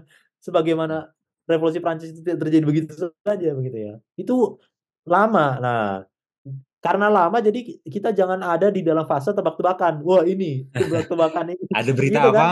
Bikin konspirasi Ya baru. langsung kayak nah ini gitu. Lah, kita nggak tahu gitu ya. Itu bukan bagian kita gitu. Yang penting kita tahu entitasnya apa. Seandainya kita masih hidup pada zaman itu, ah itu kita tahu Saat itu apa terjadi. hal Oh, itu ini yang terjadi. dimaksud gitu. Iya, tapi untuk menebak-nebak ya kalau kita tanya orang pada zaman revolusi Prancis kapan, kira-kira kapan ini terjadi revolusi? Nggak ada yang tahu juga kapan terjadi revolusi. Ya karena pemumpukan kebencian rakyat pada saat itu ini apa terakumulasi pada saat revolusi Prancis ya. Tapi tanggal mainnya kita nggak ada yang, mereka nggak ada yang tahu gitu ya. Nah ini penting ya bagi kita ya. Itu satu. Lalu yang kedua adalah saya nggak akan bahas yang udah kita bahas. Nah, yang kedua adalah ini bagian terakhir dari saya sebelum kita akan membahas tentang kita masuk ke pertanyaan gitu ya. Kita masuk ke pertanyaan. Ntar. Nah, ini ya. Ada tiga kelompok orang saat ini. Nah, ini penting sekali menurut saya. Ya. Karena ini adalah tentang isu penyembahan. Mereka yang mencintai Injil dan berkomitmen kepada Tuhan, mereka yang membenci Injil dan Tuhan secara terang-terangan, gitu ya. Dan sebagian besar orang, sebagaimana mungkin saya, acuh tak acuh atau tidak mengetahui Injil. Nah, kelompok ketiga ini belum tentu menentang Tuhan dan belum tentu berpihak pada setan. Jadi, ketika teman-teman baca Trinitas ini, pasti dulu saya bertanya seperti ini, "Ah, nggak mungkin lah, kan ada juga orang yang nggak acuh tak acuh, masa cuma dua?" Gitu ya. Masa pada akhirnya ini gitu. Sedangkan kalau kita lihat keadaan dunia sekarang, sekulerisme. Sekulerisme itu kan skeptisisme. Orang nggak percaya Ya, agama. Bagaimana mungkin mereka memilih dia nggak mem berpihak ke Trinitas palsu, nggak berpihak juga ke iya, Trinitas benar. bagaimana mungkin Ya dia mereka nggak bisa peduli aja menyembah gitu. Trinitas palsu ini gitu kan, Ya, ya karena kan? mereka nggak peduli. Nggak peduli gitu. Nah, Tapi ternyata Wahyu 13 memperjelas bahwa menjelang akhir zaman polarisasi akan terjadi. Nah, ini harus kita lihat ini. Polarisasi akan terjadi dan semua orang harus membela Tuhan atau setan. Nah, menurut saya ini adalah indikator yang sangat penting ya bagi kita. Jadi kalau saya melihatnya untuk membantu saya untuk melihat apa tanda-tanda akhir zaman gitu ya. Kejadiannya tidak penting, ya, bukan kejadiannya apa yang mereka lakukan tanggal segini gitu, nanti besok mereka keluar jendela, ya biasanya biasanya beliau itu kan keluar jendela lalu menyapa, terus nanti keluarlah suratnya gitu. Menurut saya itu hal-hal yang kecil-kecil yang tidak perlu kita perhatikan, kayak nonton TV lalu kayak, "Wah ini nih," gitu. Tetapi lihat aja nih, apakah polarisasi itu akan terjadi ya? Karena itu harus terjadi, ya, di mana satu kelompok akan menyembah dan takut akan Allah yang benar, lalu kelompok yang lain akan menolak Injil dan menyembah. Sehingga masalah utama dalam krisis terakhir adalah berpusat pada masalah penyembahan. Penyembahan itu terjadi karena polarisasi ini. Nah, sekarang pertanyaannya, seandainya saya tidak berada di yang satu yang adalah bahaya, atau saya berada di 2 yang adalah lebih bahaya, tapi yang lebih bahaya itu sebenarnya yang ada di sini. Gitu ya, Karena dia makanya bisa bisa kemana aja, belum tahu. dia belum tahu, kita belum tahu, saya pun bisa jadi saya belum tahu juga, gitu ya. Tampaknya ini tapi ternyata dalam hubungan pribadi acuh tidak acuh. Nah, sehingga pada saat polarisasi itu datang, hukum polarisasi yang digiring itu datang, yang pelajaran sahabat lalu kita lihat ternyata itu akan dipaksakan, ya, itu akan dipaksakan, maka kita akan lihat nanti apa yang terjadi ketika binatang dari dalam bumi ini akan memulai perannya ya, bukan sebagai institusi agama tapi sebagai institusi politik, ekonomi, dan militer gitu ya, akan memaksakan itu. Maka mau tidak mau polarisasi itu kan kan akan terjadi, ya kan. Nah, tunggu aja tuh tanggal mainnya kapan. Tapi inilah pilihan kita pada saat ini. Mungkin itu ya dari aku. Ya, oke, udah lengkap Bil, mantap mantap. Iya, kita masuk ke pertanyaan hari Jumat ya kalau gitu ya. Ya, oke. Iya, pertanyaan hari Jumat. Nomor satu.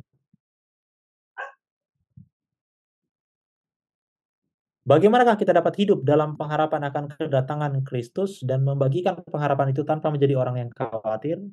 Wah, Hmm. iya. Gimana ya menurutmu? Iya, itulah makanya kan tujuan nubuatan ini kan sebenarnya bukan untuk Supaya nggak khawatir. bukan hanya untuk mengidentifikasi siapa binatangnya kan.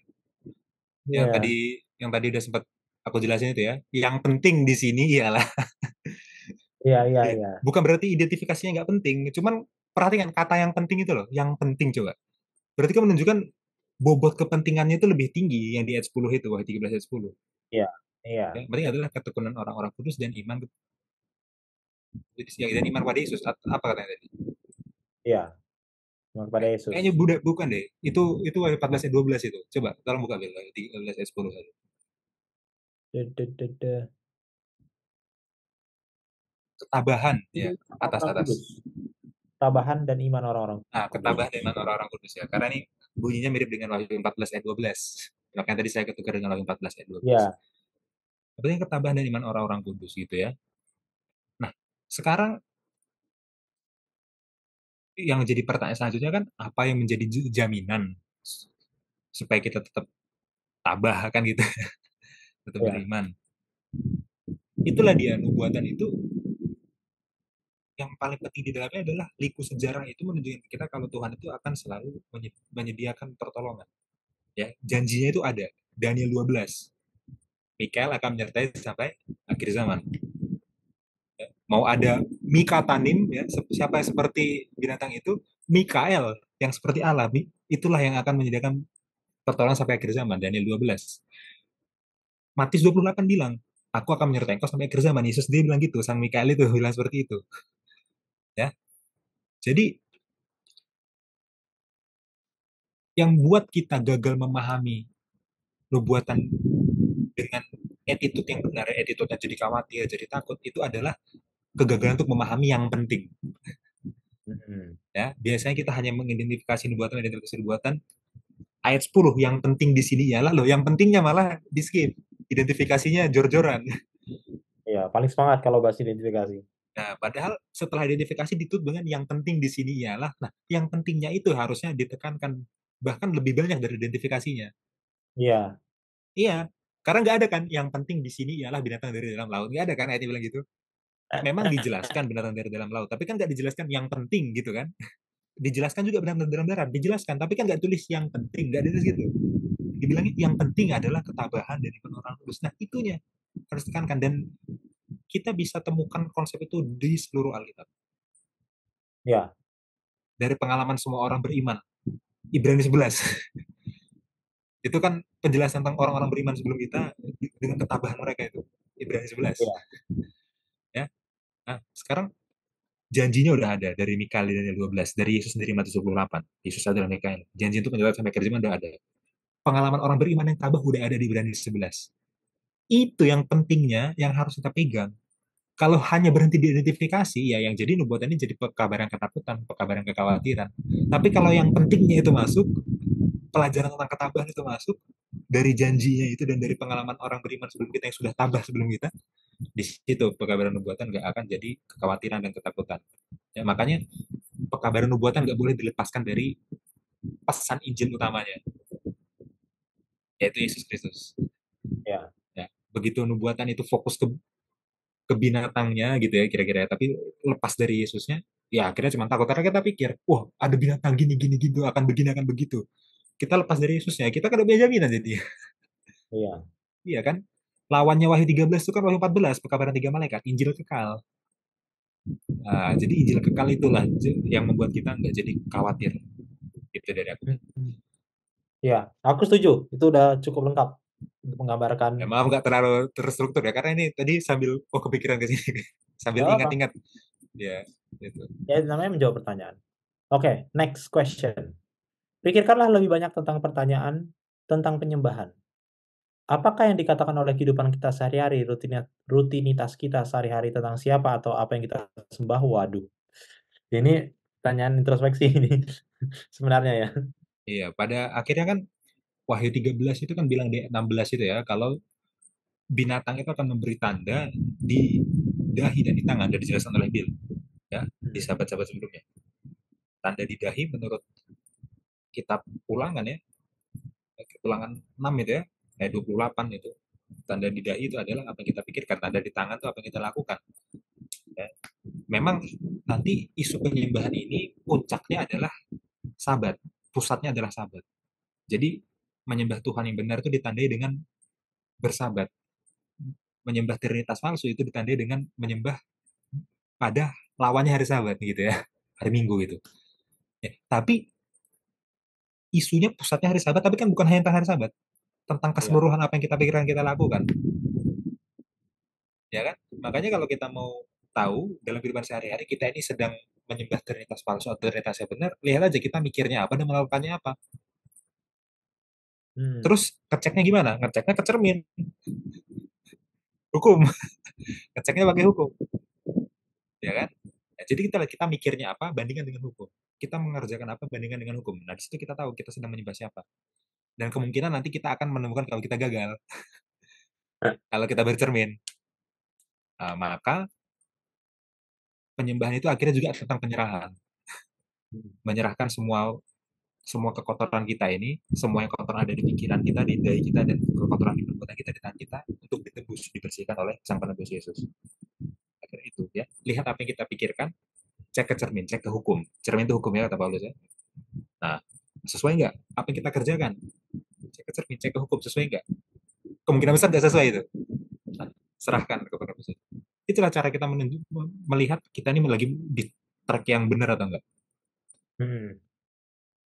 Hmm. Coba. Sangat sangat sangat sederhana dan sangat mudah tapi sangat sulit untuk dilakukan. Iya, ya setiap hari ya, setiap orang, setiap detik malahan ya. Iya, pergumulan terbesar adalah melawan diri sendiri. Iya, Oke, menurutku itu bagus banget ya. Sehari-hari karena dia bahas sehari-hari, rutinitas sehari-hari gitu kan. Ya menurutku poin pentingnya itu adalah kita terlalu fokus pada hari Sabatnya, seolah-olah ke gereja hari Sabat itu sudah menjamin itu ya, ya. sudah Memang menjamin. hari Sama Sabat seperti yang pusatnya, kemarin. tapi bukan hanya tentang Iya Sabat doang. benar. Tapi maksudnya maksudnya tanda itu kan diberikan, diterima. Berarti ada alasan untuk menerimanya. Ya mungkin sekarang kita bergereja hari Sabat atau menguduskan hari Sabat karena alasan convenient satu misalnya teman-teman gue semuanya ke gereja, masa gue nggak gereja, satu. Terus yang kedua alasan apa namanya, orang tua atau ya orang tua yang suruh atau misalnya turunan Advent, turunan generasi. Nah, tapi pada saat nanti pilihan itu dihadapkan, kan itu kan reasoning kita sendiri kan pada akhirnya. Maka maka apa yang kita pikirkan dan kita lakukan sehari-hari itu akan membuat kita menjadi pribadi yang bisa memilih. Demikian atau tidak? Oh, Itu maksudku. ya. Harus memilih saat-saat itu. Iya, dari sekarang kita harus melatih untuk bisa memiliki kompetensi untuk memilih yang benar pada saat nantinya, Hmm. gitu. Itu sih kalau dari aku. Oke, nomor 3. Bagaimanakah kita dapat menolong diri kita sendiri dan orang lain untuk menghadapi masa depan dengan percaya diri dan bukan dengan rasa takut? Ini Menolong diri kayak kita. pertanyaan nomor 1 ya. Nomor 1 kayaknya sama aja. Iya, kayaknya sama. Ya, jawabannya nomor 1 kira-kira. Kita skip aja. Iya, nomor 1 kayaknya. 4. Apakah perbedaan praktis yang dapat kita peroleh dengan memahami peristiwa-peristiwa kebersamaan dalam kehidupan kita saat ini? Wah, banyak Wah, banget ya. perbedaan praktis. Coba Bil, gimana Bil? Kalau kita tahu sama nggak Ya, tahu emang apa bedanya gitu kan? Kira-kira pertanyaannya gitu kan? pertama ini agak sarkas sedikit. Agak sarkas sedikit. Pertama ada orang tanya, "Kamu nih orang Advent?" "Iya." "Kamu orang Advent?" "Oh iya." "Saya orang Advent." "Orang Advent itu seperti apa sih?" Jadi ada orang tanya kepada anak-anak gitu ya, "Kamu orang Advent?" "Iya." "Oh, orang Advent. Orang Advent itu seperti apa? Coba jelaskan kepada saya." Lalu anak-anak ini bilang, "Iya, saya orang Advent. Kami adalah pemelihara Sabat dan membenci Katolik." Jadi perbedaan praktisnya itu membenci Jadi Katolik ya? iya, perbedaan praktisnya itu. Nah, ini sarkas, makanya tadi saya bilang di awal ini sarkas. Kenapa? Karena biasanya membahas nubuatan karena ini konteksnya membahas nubuatan ya, cenderung akan jadi seperti itu. Bukan cenderung lah, terutama bagi orang yang tidak mengerti konteks besarnya. Begitu ya, apalagi yang seminarnya pas ini dan cuma 1 malam itu datangnya. Hmm. Gitu kan. Terus satu skema besarnya nggak dapat. Jadi kadang-kadang perbedaan praktis, "Oh, saya jadi tahu ini nanti, ini nih pelakunya nanti yang akan membawa kita semua sengsara." Nah, apakah seperti itu perbedaan praktisnya yang diharapkan setelah menerima pengetahuan yang Tuhan berikan ini? Saya rasa tidak. Hmm. Saya rasa tidak. Nah, itu komentar itu ada banyak sekali ya di Rono Buat. Teman-teman coba aja baca di bagian ini, apa namanya, di bab 3536 ini, di The Great Kemenangan Controversy. akhir ya? Lalu komentarnya Ranko ya, Kemenangan Akhir. Terus komentar Ranko juga bagus ya, bagaimana kita, apa namanya, menanggapi mereka yang beribadah, mereka yang menganut kepercayaan itu sekarang ataupun yang tinggal di negara itu sekarang, karena kan 2 tadi identifikasinya. Oh ya, iya. Nah, pertanyaan itu menarik ya. Pertama yang mempercayai itu, lalu sekarang yang tinggal di negara itu. Lah, buktinya gereja kita masih ada nggak di negara itu? Bukan Masih hanya masih ada, ada, bukan hanya masih ada, kantornya di situ. muncul, muncul dari sana, Iya. muncul Nah, dari sana. itu originnya di situ. Nah, jadi kadang-kadang ya kita memahami peristiwa ini benar, balik nomor 1, kita melihat ini sebagai ilmu pengetahuan. Sehingga perbedaan praktis yang muncul adalah sebatas ilmu pengetahuan, gitu. Adalah sebatas ilmu pengetahuan, bukan sebatas apa yang kita memaknai nih dalam kehidupan kita, gitu. Selain perbedaan praktisnya pertama, menurut aku tidak khawatir untuk masa depan, ya kan, masa depan. Lalu yang kedua, pengetahuan akan sejarah dan apa yang akan terjadi. Nah, lalu perbedaan praktis ketiganya harusnya ini, Ah, iya. Ya, ini dia. harusnya ini. Ini dia. Nah, apa Aplikasi gunanya kita paling tahu ininya ya. ini kayak cheat loh, Tuhan udah kasih tahu ini yang akan terjadi, pelakunya ini, ya harusnya kamu ke sana lalu bilang Babel sudah runtuh, itu harusnya. Iya, iya, iya. Harusnya itu, perbedaan praktisnya harusnya itu. Sekarang kita berhenti di mana? Kita berhenti di sini kah? Atau kita berhenti di sini? Atau bahkan masuk ke bagian sarkas tadi, kita malah menjadi orang yang tukang nunjuk-nunjuk orang, gitu kan. Ya, Sehingga kita tidak menyadari esensinya apa, umat yang sisa ini kan dibuat untuk apa? Untuk memberitahu orang, itu kan sebenarnya. ya, ya, Nah, ya, itu sih dari aku, Rian. ya. Tentang penggemar tiga malaikat ya, jadi terpikir sesuatu ya. Iya. Dikatakan di Wahyu 13 ya, semua bahasa, ini aku parafrase aja ya, mungkin nggak persis ayatnya, semua Ya ya bangsa ya. dan Ya bahasa ya. dan kaum akan menyembah binatang dari dalam laut. Mhm. Oke. Kemudian dikatakan binatang dari dalam darat akan menuntun, menuntun supaya semua bangsa, bahasa, dan kaum untuk menyembah binatang dari dalam laut. Oke, jadi binatang dari dalam laut disembah oleh semua orang penduduk bumi, binatang dari dalam darat menuntun supaya semua penduduk bumi melakukan itu. Wahyu 14, pekabar tiga malaikat mengatakan, inilah pekabaran untuk semua bahasa dan bangsa dan kaum. Iya. Ya. Kenapa ada pekabaran untuk semua bahasa dan bangsa dan kaum di Wahyu 14? Karena di Wahyu 13 mengatakan semua bahasa, bangsa, dan kaum sedang menyembah binatang itu. Hmm. Karena semua semua penduduk bumi lagi menyembah binatang itu, perlu perlu pekabaran bagi semua penduduk bumi. Ya, pekabaran adalah menyembah Sang Pencipta, ya, pekabaran tentang telah tiba saat penghakimannya, pekabaran bahwa Babel sudah rubuh, dan pekabaran jangan menyerah tanda binatang. Ya. Jadi selagi kita berpikir Wahyu 13, jangan pernah lupakan pekabaran yang menjadi antitesis Wahyu 13. Iya, yang harusnya kita bawakan. Iya. Ya, jadi ya luar biasa saya bilang tadi ya, poin pekabaran tiga malaikat itu langsung ring a bell ya bagi aku ya. Oh iya, itu. Mhm. Ya, dan mungkin aku mau tutup dengan kutipan ya dari John Paulin. Aku lupa Mhm. bukunya yang mana ya. Nanti bisa di browsing ya, bukunya yang mana. Jadi John Paulin itu adalah salah satu pakar perjanjian baru gereja Advent, dan dia seperti Ranko Stefanovic yang sering dikutip oleh Bill, John Paulin juga pakar di kitab Wahyu. Ya. Fokusnya di kitab Wahyu. John Paulin pernah bilang, nubuatan, belajar nubuatan bukanlah untuk memuaskan semua pengetahuan kita tentang masa depan. Hmm. Jadi seakan-akan semua tanggal yang akan terjadi masa depan kita udah tahu secara presisi peristiwanya apa. Puas kita, oh ini nanti tanggal segini, ini tanggal segini, itu tanggal segini. Bukan itu tujuannya. Tapi untuk menyiapkan kita di mana itu terjadi. Hmm. Ya.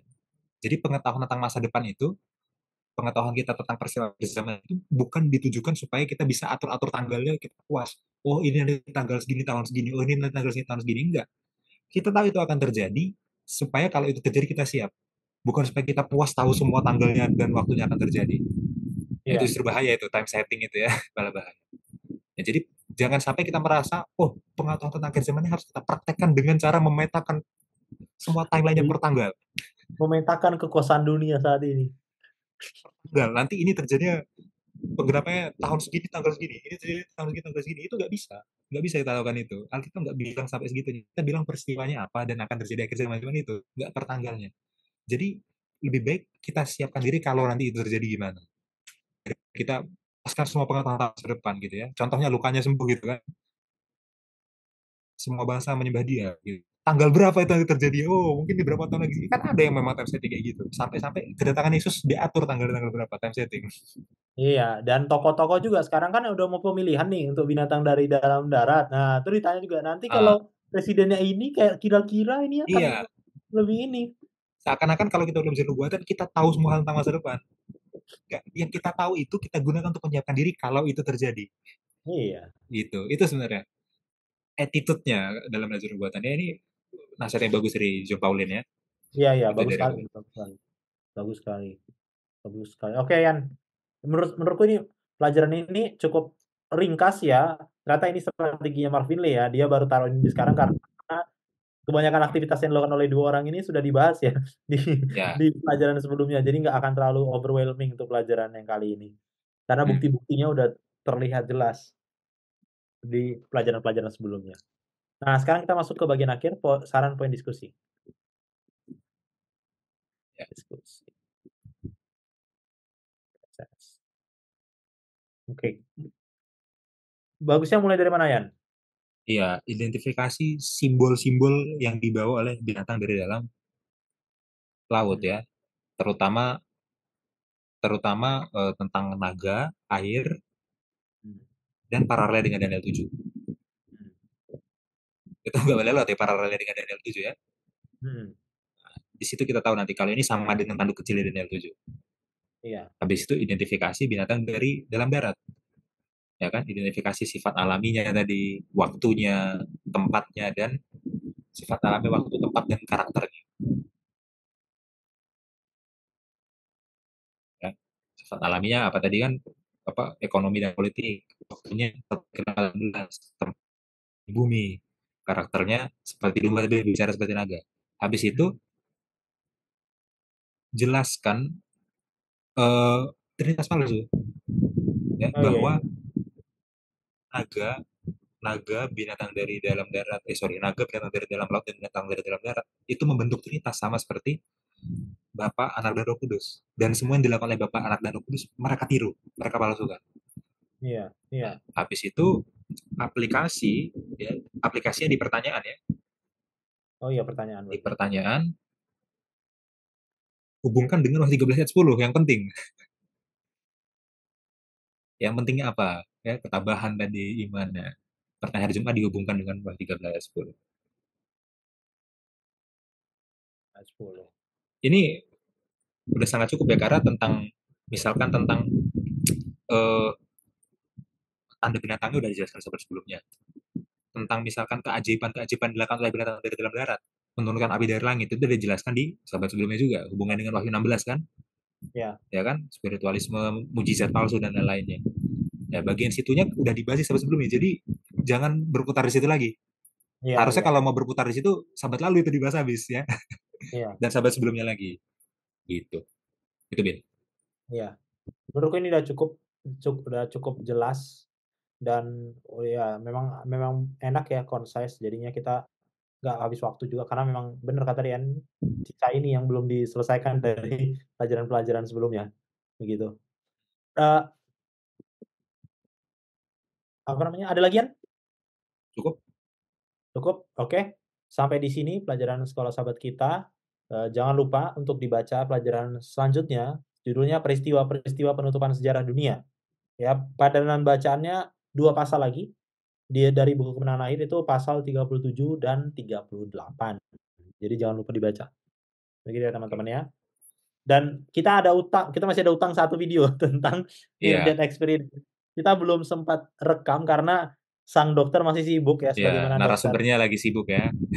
Narasumbernya lagi koas, jadi masih sibuk dan ya apa namanya, pelayanan dia di unit gawat darurat itu lebih penting dibandingkan Ya, rekaman karena itu rekaman berkaitan dengan nyawa.